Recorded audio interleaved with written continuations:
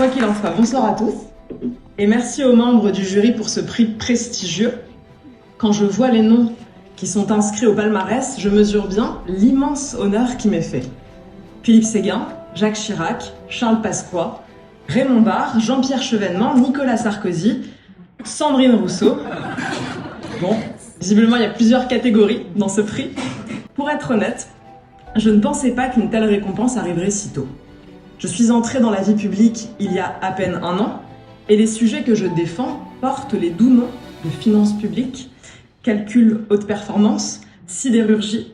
Ils évoquent des marques aussi rieuses que France Travail, ou des sigles désopilants comme AFD, Arcom, ADEME.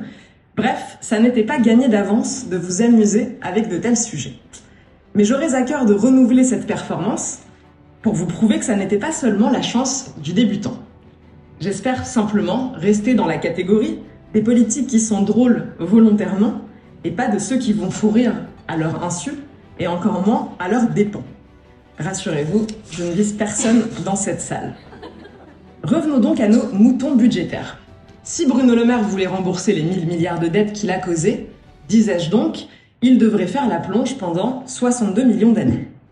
Le hasard de la météorologie a fait que la foudre a frappé Bruno Le Maire. Ce n'était pas bien méchant si l'on compare ce modeste trait d'esprit dans le ciel médiatique au déluge de taxes et d'impôts que le ministre de la Dépense a fait pleuvoir sur notre peuple. 62 millions d'années, c'est vrai que même en faisant beaucoup de plonges et beaucoup d'heures supplémentaires, cela fait très long. Surtout si Bruno Le Maire n'a pas encore commencé dans quelques restaurants de Lausanne, car même avec les pourboires suisses, cela fera juste pour notre cher débiteur. Et puis entre nous, j'ai le sentiment que Bruno Le Maire ne se sent pas de prédisposition particulière pour la plonge, car lui a d'autres idées pour rembourser notre dette. Figurez-vous qu'il a décidé d'organiser une quête auprès de vous tous. En bon français, cela s'appelle toujours plus d'impôts. Quoi qu'il en soit, et même si Bruno Le Maire ne nous remboursera jamais, je tiens désormais à remercier tous ceux qui m'ont aidé à obtenir ce prix. Je veux commencer par l'homme sans lequel rien n'aurait été possible. J'ai nommé Emmanuel Macron. Emmanuel Macron, le Mozart de la dépense.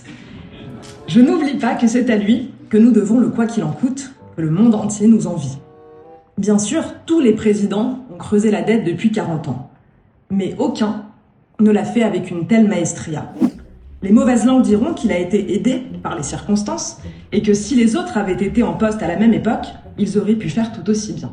C'est méconnaître ses prouesses personnelles et oublier un peu vite qu'il ne nous a jamais déçus.